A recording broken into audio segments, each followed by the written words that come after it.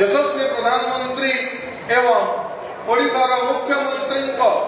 नीति आदर्श विकास को देखी विकसित गाँ विकसित ओडिशा भारत जेन प्रकल्प Bharatiya Janata party double engine सरकार शपथ नहीं एवं जे मोर बापा पूर्वतन विधायक स्वर्गत राजू भाई ढोकिया अधूर स्वप्न नुआपड़ार प्रत्येक गाँ पर्यटन विकास लहर नेबाई जे प्रण थिला से अधूर स्वप्न के संपूर्ण करने आज डबल इंजिन सरकार संगे मिसिकी आपण जन समस्तंकर आशीर्वाद पाई मु कामना करूची मु मोर अंतिम श्वास पर्यंत समाज सेवा जे मोर बापा गत 50 वर्ष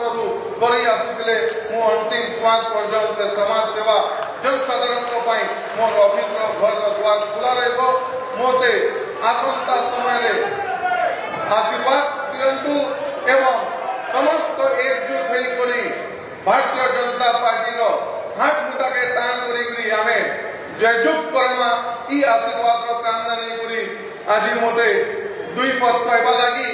एवं अपन जनसाधारण जे आशीर्वाद